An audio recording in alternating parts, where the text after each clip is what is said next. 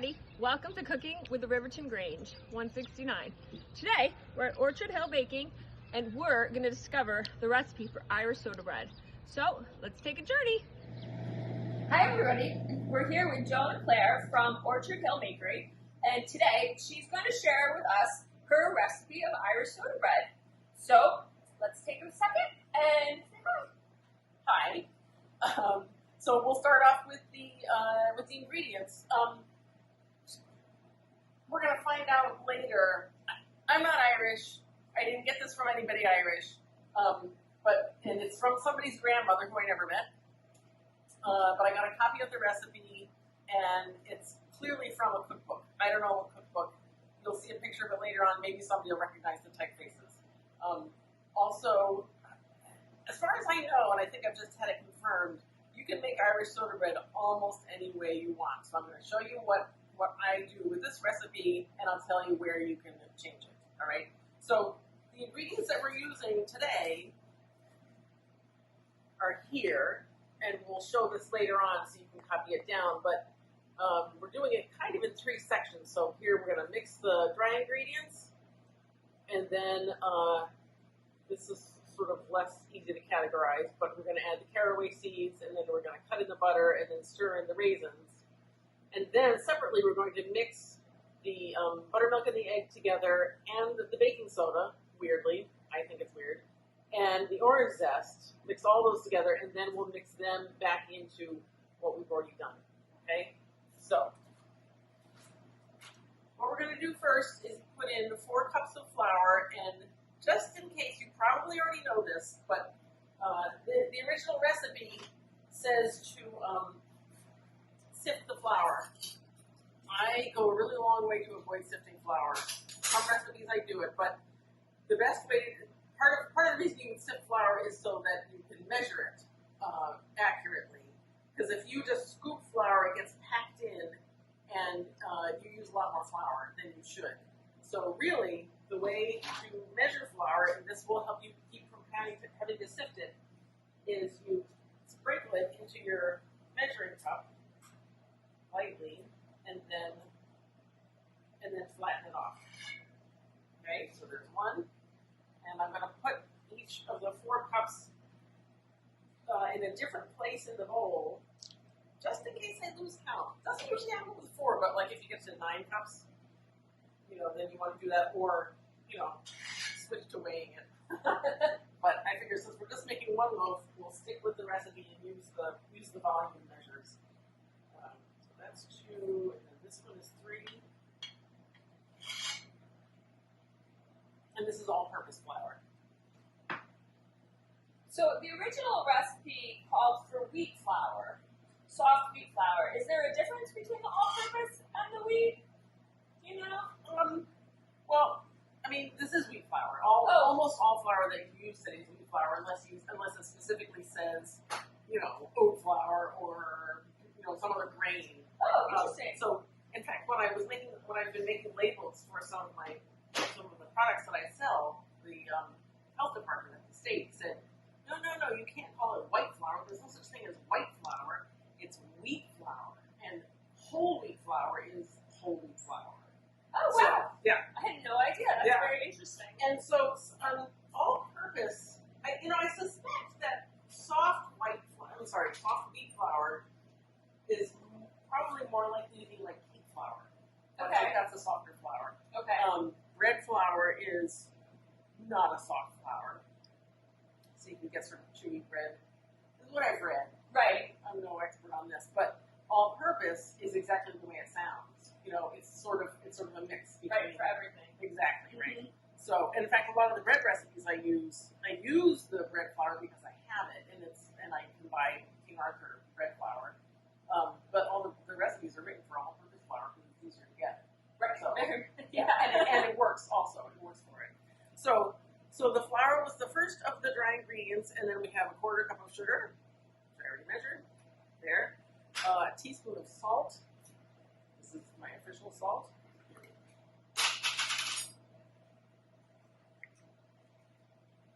So the actual first recipe for Irish soda bread only had 4 ingredients.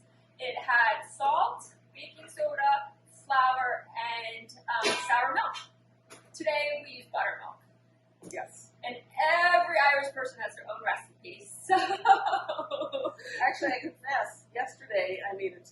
loaf. And I used some buttermilk that was a couple months past the expiration date. And I smelled it and I thought, it doesn't smell that bad. And I used it and you can't tell. Right, yeah.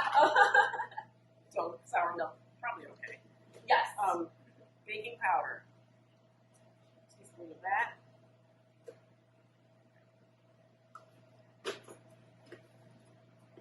Okay, so we've mixed this in. And then we're going to the next section, which is 2 tablespoons of caraway seeds. Caraway seeds. Just you said that you could card them a minute, which is interesting. For the rye bread, the rye sourdough that I make, I put caraway seeds and coriander, which has a slightly citrus flavor. And I'm going to be putting orange zest in this anyway, so I may try putting coriander in it. Yeah, and everybody has such a different recipe, I think people just throw it in based on their taste. So. Their taste or what they have in the cupboard. Yeah. Exactly. Okay, 1 and 2 tablespoons of caraway seeds. And it ends up being not a whole lot in this volume, in this big enough loaf of bread. If you know you don't like caraway seeds, leave them out. It doesn't matter. But I like them, and they're not too many. So the next thing we have to do, let me have to dry this thing. I need a pastry cutter. So the actual Irish didn't invent the Irish soda bread. It actually is a Native American who actually they used pearl ash to use as a leavening ingredient for their bread. And then it was brought over to Europe where during the famine, the Irish decided to, because they didn't have a lot of supplies, to turn it into their own. And that's, in 1830, that's when the Irish soda bread came to be. Okay, we need only a quarter cup of butter, which seems like very little for this much flour, but it turns out fine, despite my hesitation. So, I don't know if you can see this. I'm gonna use the pastry cutter. It says the original recipe also says you can use 2 knives, scissors fashion, which sounds really like a pain in the neck to me. So I make sure I have the pastry cutter, and you're supposed to cut it until the whole thing is the consistency of coarse cornmeal. It's a little hard to see when that stage happens. And I think I left some of the butter too big last night, but it didn't affect it. It was fine. It was actually really delicious. Butter is the key staple that you put on the Irish soda bread. Yes. Yes, and I've heard the thing to do is to make it 1/8 of an inch thick when you spread it on. Oh, yeah. Somebody ordered some from me for next weekend, and he said, I'll take 1 loaf with raisins and 1 without. And I said, and I also put caraway seeds. And he said, oh. So I'm not putting caraway seeds in this. Everybody has their own. Exactly, that's right. Actually, the other thing I'm doing, the original recipe says you can use regular raisins or golden raisins, and I've never used golden raisins in anything before, but somebody had just recommended this specific brand to me, which are huge, and I'll show them to you in a minute. My brother helps me on the weekends at the bakery. We tasted the golden raisins, and they have a lot less flavor than regular raisins. I wonder because if they have more water in them, because they're bigger. Yes, yeah, it looks like they're not nearly as dried as regular raisins. Right, yeah. But so I decided to do half and half, and they're quite lovely in this bread. Oh, good. So, yeah. But you can also use currants, which I think is more traditional. I don't know about that. Yeah, so you can either put whatever you want in, or you can leave those out also. We've always put raisins in our Have you? Oh, okay. Yeah. My mother never made it. Like, she was a very good baker, but that was never her thing. Oh, my dad loves to make it, especially around St. Patty's Day. Oh, nice. Mm-hmm. Oh, good. Yes. They're in Florida this year, so it goes to me. So this is the perfect time for me to learn this recipe. And so he puts in raisins? Yes. And what else does he put in? Anything else interesting? No. Okay. Yeah. I won't tell him you said that. Yeah. Exactly. No, I don't. Yeah, I don't think anything else interesting. I just remember the raisins. Oh, okay. Yeah. The raisins were a big deal. Yeah. Okay. All right, I think that's probably good. I don't know if you can see it very well there. There are some chunks of butter, but you know, you could do this all day, and I'm not going to. So, okay, I think that's probably good. Great. Yeah. All right. So just make sure we get all the butter. Actually, the other, you can tell that the cookbook is a relatively old one because the original recipe says butter or margarine. Oh. And the family who had requested this, it was what happened was the grandmother had died, and for the funeral, the family wanted a loaf of Irish soda bread for each person. So the caterer asked me to make them. So I made 25 loaves of this. Oh my gosh. And they said the key to this is butter, butter, butter, butter, butter. So and obviously, and I don't use margarine, so that's fine. We don't use margarine either. No, exactly. Raisins. So here are the regular raisins and also these gigantic golden raisins. I get them at nuts.com. Sorry to advertise, but Nope. yeah. Everybody needs a little advertising. That's right. That's right. I'm gonna grab us.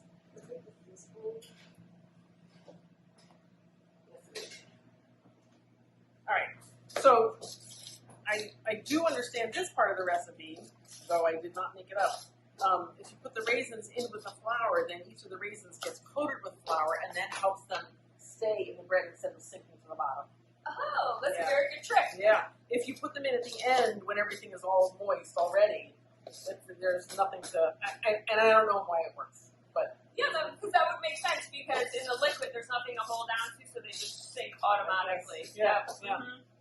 So okay. So now we're on to the last part of the recipe. These last 4 ingredients. So we will do. We'll mix the wet and miscellaneous ingredients in here first. And for some reason, an egg goes in here, and for some reason they specify that the egg should not be stirred. Oh, so you just crack it and then put it in and stir it with it? Yeah, exactly. So we need a cup and a third. So we just have to estimate a third, between a quarter and a half. Okay. So do you keep things at room temperature when you bake? I heard 2 different things, so I'm curious. I should and I don't. Every so often there's a recipe that really insists on it, in which case I do the very terrible thing of warming the butter in the microwave. I know exactly how this microwave works and how I can do it without actually melting it. Right. But it's a big danger to do that. That's terrible. And the other thing is if you want your eggs to be room temperature, just soak them in warm water for 5 minutes. Oh, Yeah. another great tip. Yeah, that's right. But I also, unless a recipe actually specifies it, then I don't do it. I do have a recipe, the one for the brownies with brown butter. They say everything should be chilled, even the eggs. Oh. So, weirdly, I don't know. Yeah. Okay, so we're going to crack the egg in here. Like eggnog. Yes, yes. I'll give you a sip before I put it in. And then, oh wait, it's not stirring yet. A teaspoon of baking soda, so we can actually call it soda bread. And I don't understand why the soda goes in here instead of anywhere else. Instead of in the beginning with the rest of the. It's because the buttermilk and the soda mix together and form the leavening agents. Oh, So that is why you put it in here. what So a that team. yeah, so that it rises. I appreciate that explanation. The baker, the chemist. Okay, orange zest. I have no idea how much to put in, so I just put some in. The amount is some. And I happen to have this in my freezer. Oh, it smells so good. Doesn't it? Yeah. Here, Wow. you want to smell it? There you go.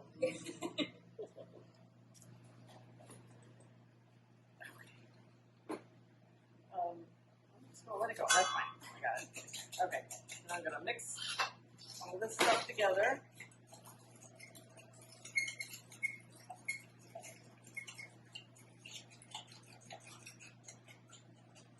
I think we got the egg all mixed. Oh, sorry. I just got you. Okay. So then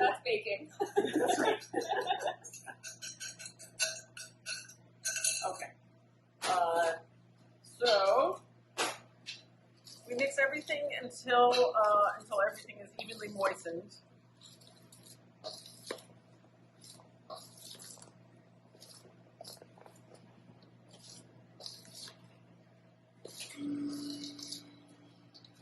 So now, when she takes it out to form it, the Northern Irish, they actually make it into 4 separate pieces, whereas the Southern Irish, they make it into 1 loaf and cut it across in between it.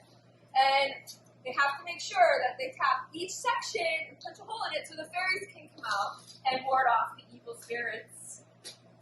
And I think we could do that. Yes. I think we should, yes. Yes. And what I had read was, and like I said, I don't know any of this, the cross cut into it is to make it look like shamrock. Oh, that's good. That could also be, yeah. So I got it. It's pretty evenly moistened. So what I'm going to do is clear all this stuff off of here. Think about it.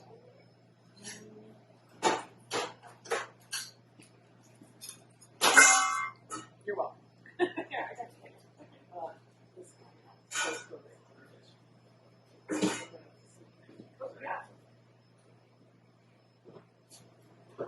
Okay, and I will let me get rid of these because we're going to use this table. Oh, okay, yeah.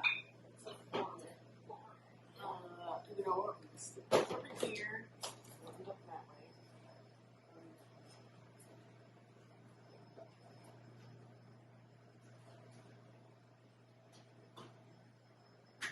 And then put this back in the freezer.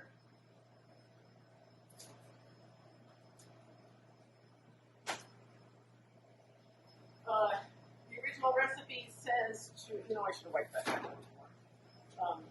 Says to put it in a casserole, which I don't have here. So I used the bottom half. Let me grab some flavor here. I'm using the bottom half of my cast iron things that I make the sourdough in. Well, the original ones were used in a pre-potted pan or in a skillet. Oh, well, there we go. Right. Okay. So, because a lot of Irish families didn't have ovens back then because they were isolated. Okay. So this was an easy recipe to cook right on the stove. Oh, interesting. And another reason why it became famous. I wonder if you could even just cook it right on a fire. You can, yes. Yep. Oh, okay. Yep, you can throw it right on it. Oh, and of course the stove is a fire. Right. Because they're not going to have electric stoves. Right? Right. Yeah. Yeah.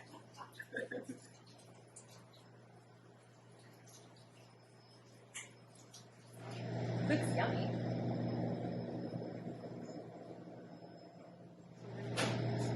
All right.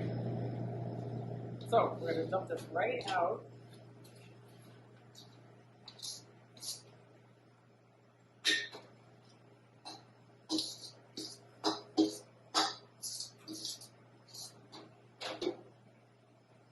The recipe says to knead it gently. Doesn't, from what I could figure out, it doesn't quite rise to the level of kneading. No, it's not like kneading a yeast bread. Right, yeah, no. Yeah. There. I think it's more like just finishing the mixing. I think so too, and shaping it so it fits in the pan. Yeah, exactly. That's right. Yeah. We could also just pick it up and fling it and see how that works. Maybe I'll try that Next time.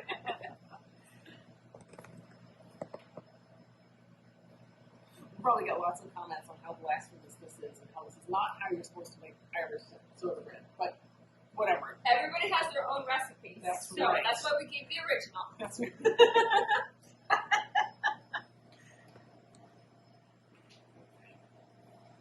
I think this is not bad. Whoops. Renegade raisins. Okay, I'm gonna just go ahead and plop that in there. It's very cute. Cute is important for bread.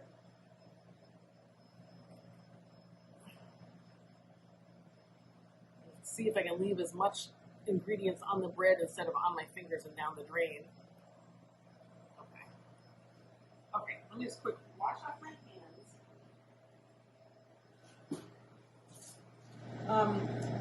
gonna cut this, cut a cross in it. And I've seen it done where they cut it and then it's like way spread apart. I'm just gonna do this. Well, I can see where the shamrock would come in. Yeah, Yeah. maybe that's it. Mhm. Yeah. Yeah. I don't care. Oh, don't forget to poke a hole in each corner. Exactly. I figured I would do it after I do Oh, the yeah. egg. Yeah, but yes, I Perfect. do intend to do that. The original recipe, I keep calling it that, the recipe that I originally saw,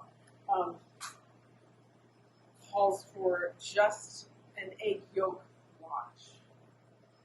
You can imagine how much. Brown. Yeah, you can imagine how much I want to separate an egg. I mean, I've done it, it's fine, but then you have to figure out what to do with the rest of it. Right, that's the worst part about that. You have all these whites and then you have the yolks. I know. What do you do? I know.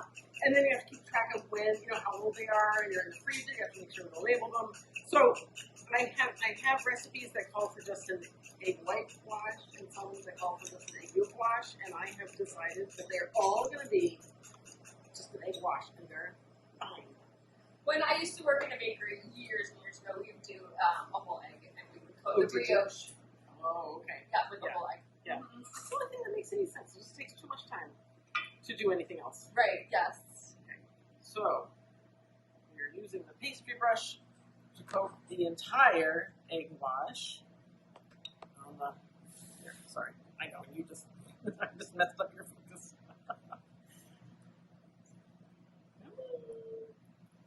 So do you think if I poked a hole just with that sharp knife, would that work for the fairies? Yeah. Okay, all right, we'll do that. As long as they have a little place to get out. That's right. And the wide flat fairies will do the best. Right. So we can ward off all those evil spirits. That's right. Okay, I think this is probably good enough. Okay. All right, you ready? Here are the fairy escape routes. 1, 2, 3, 4. I have adjusted this recipe for my honking big oven. But for at home, you could use convection or not, and if you use convection, then you know how to adjust the temperature. But they said 375 for like an hour and 10 minutes. Oh, okay. And then it says, or until done, and you just want to slap somebody. Right. So what I did with the test one is I stuck a thermometer in it, and usually like for breadish kind of stuff, if it's over 190 degrees, Oh, okay. then it's probably okay. Oh, that's good So to I know. did it until it was like 195, and like I said, we tested it. It was done nicely, and so I'm not going to take this long because we have a really fierce convection that we can't turn off, and I do it at 350, but 375 for everybody else.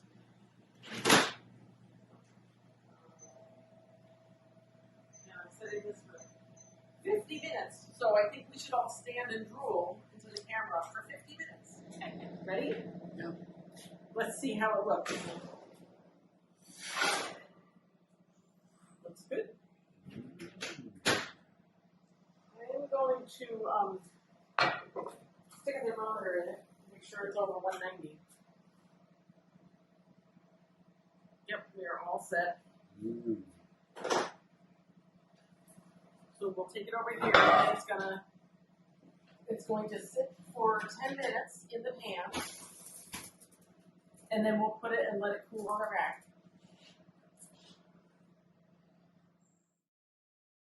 Okay, got my bread knife. We're gonna cut in and see how it is. It looks delicious. It does. Smells good too. Yeah. I really shouldn't cut it on the rack, but Crunchy on the outside and soft on the inside. yeah. Just perfect. Okay, so it's probably still a little too warm to be cut, so it's kind of falling apart on the bottom. You know what? I am going to get a Okay. yeah. We can do it the right way. Let me just wipe that off.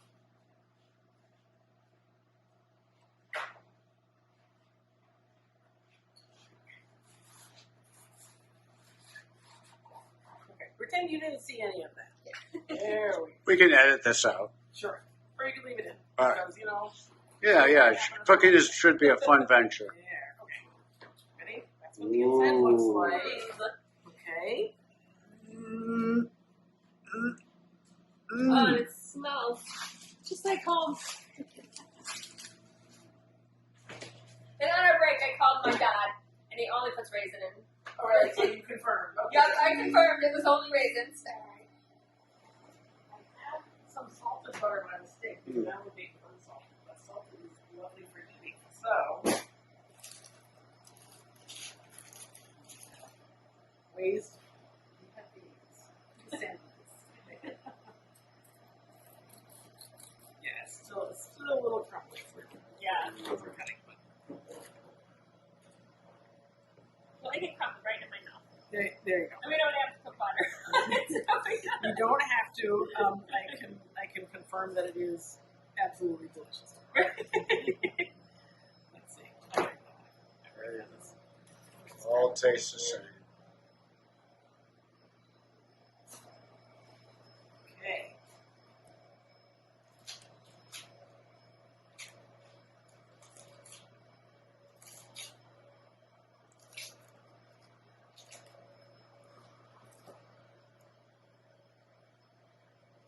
Or 1/8 an inch. Yep. There you go. I've measured it. Yeah. It's a little hard to smush it, so I'm not gonna. Right? I don't even bother. And you can always get more. You're welcome. Thank you very The much. official taste tester. Butter on it too.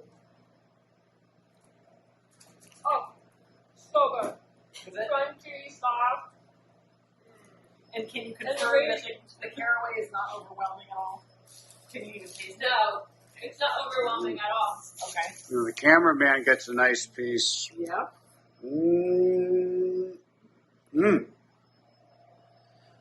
Just like Mama made. Bon appetit. And the raisins make it so sweet. Wow.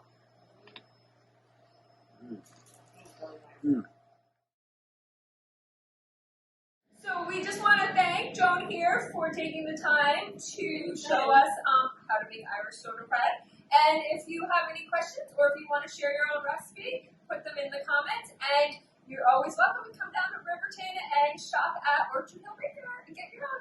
Yep, we're right in the center of Riverton, right next to the fire station. The address is 1 Riverton Road, in case you need to Google directions. And if you want to join the Riverton Grange, Is there a let me know. website?